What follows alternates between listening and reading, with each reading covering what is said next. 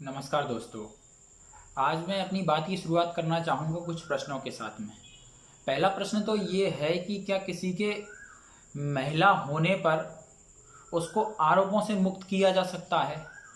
दूसरा प्रश्न ये है कि क्या सिर्फ प्रेगनेंसी के आधार पर हम ये सिद्ध कर सकते हैं कि कोई व्यक्ति निर्दोष है, उसको जमानत दे दिया जाना चाहिए। और तीसरा, क्या पब्लिक प्रॉपर्टी को नुकसान पहुंचाना और उसके बाद में प्रेगनेंसी जैसी बात के लिए एक तरीके से विक्टिम कार्ड के रूप में प्रस्तुत करना सही है। दोस्तों, आज हम बात करने वाले हैं सफूरा जरगर के मामले की। सफूरा जरगर कौन है, इस पर हम बात करेंगे। साथ ही साथ सफूरा जरगर के मामले में कोर्ट ने किन बात को कहकर उनकी जमानत को खारिज कर दिया, इसके बारे में बताऊंगा। साथ ही साथ यूएपीए एक्ट के बारे में भी मैं आज आपको बताऊंगा।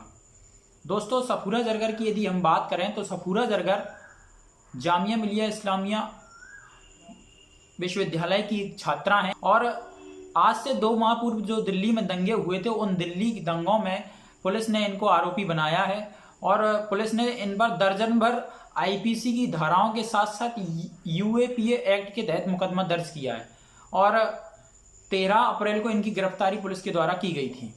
उसके बाद में लगातार जो एक खास विचारधारा से संबंधित लोग हैं, लिबरल्स लोग हैं, वे लगातार सफूरा जरगर की रिहाई की मांग कर रहे हैं। वे कह रहे हैं कि सफूरा जरगर प्रेग्नेंट हैं, इस आधार पर उनको जमानत देनी चाहिए। लेकिन मैं कहना चाहूँगा कि क्या सिर्फ प्रेगनेंसी के आधार पर यदि उनको जमानत दे दी जाए आज, तो कल को इस देश की जो अन्य अपराधी महिलाएं हैं भी प्रेगनेंसी के आधार पर छूट मांगने लगेंगी, सजाओं में जमानत मांगने लगेंगी। क्या इससे हम एक नया ट्रेंड संवैधानिक संस्थान पर स्थापित करने का दबाव नहीं डाल रहे हैं, इस पर हमें सोचना चाहिए। साथ ही साथ ये वही लिबरल्स लोग हैं साथियों, जो लिबरल्स से यदि इनसे कभी कहा जाए कि आप भारत माता की जय बोलिए, तो ये भारत माता की जय नहीं बोलेंगे।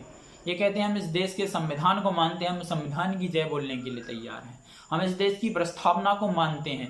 लेकिन मैं कहता हूं कि इस देश के संविधान में, इस देश की प्रस्तावना में कहां पर यह लिखा हुआ है कि यदि कोई महिला जो कि दंगे भड़काने की आरोपी है, जिसने दिल्ली के दंगों की साजिश को रचा, वो महिला प्रेगनेंसी के आधार पर सिर्फ बरी कर दी जाए या सिर्फ उस महिला को प्रेगनेंसी के आधार पर जमानत दे दी जाए, ये जायज नहीं। दोस्तों, एक चीज और मैं यहाँ पर कहना चाहूंगा कि सफूरा जरगर 3 माह की प्रेगनेंसी है उनको, और आज से 2 माह पहले जब दिल्ली के दंगे हुए थे, तो एक जायज सा प्रश्न मैं यहाँ पर पूछना चाहूंगा कि आप प्रेगनेंसी के दौरान दंगों को भड़का सकती हैं, आप प्रेगनेंसी के दौरान एक विशेष इलाके में जाकर चक्का जाम करने के लिए लोगों से कह सकती हैं, लेकिन आप उसी प्रेगनेंसी के दौरान जब आपको पुलिस ने पकड़ लिया तो आपके लिए लिबरल्स लोग विक्टिम कार्ड चलने लगे कि आप प्रेग्नेंट हैं।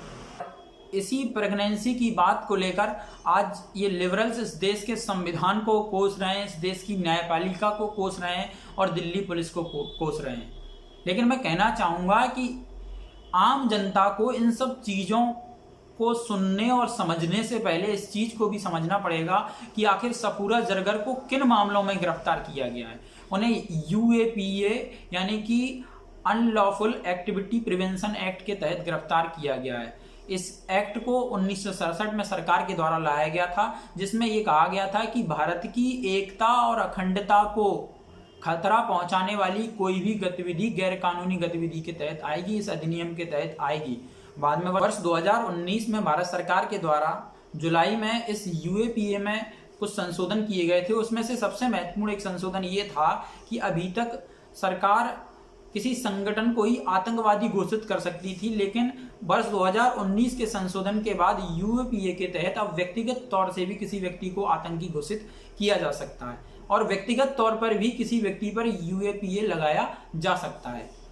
दोस्तों, अब मैं पुनः सफूरा जरगर पर आता हूं और बताऊंगा कि सफूरा जरगर पर चूंकि यूएपीए का मामला है और जब इनके वकीलों के द्वारा सफूरा जरगर की जमानत याचिका पटियाला हाउस कोर्ट में लगाई गई, तो वहां के जज ने ये स्पष्ट तौर से कहा कि यदि आप आग से खेलती हैं तो चिंगारी के कारण यदि कहीं आग भड़कती है तो उसके लिए आप हवा को दोष नहीं दे सकते हैं और साथ ही साथ उन्होंने ये भी कहा कि प्रथम दृष्टया इस पूरी घटना में साजिश के सबूत पाए गए हैं और चक्का जाम की घटना तो निश्चित तौर पर साजिशन की गई थी, इसलिए ऐसा कोई आधार इस समय कोर्ट को दिखाई नहीं देता है कि जिससे सबूरा जरगर को जमानत दे दी जाए। दोस्तों, ये न्यायालय का निर्णय था, लेकिन साथ ही साथ इस न्यायालय के निर्णय पर भी कुछ लोग प्रश्न चिन्ह लगाने का काम कर रहे हैं। और दोस्तों याद रखिए, वही लोग हैं जो कहते हैं कि हम संविधान को मानते हैं, संविधान की न्यायपालिका ने उनकी जमानत याचिका को रद्द की है।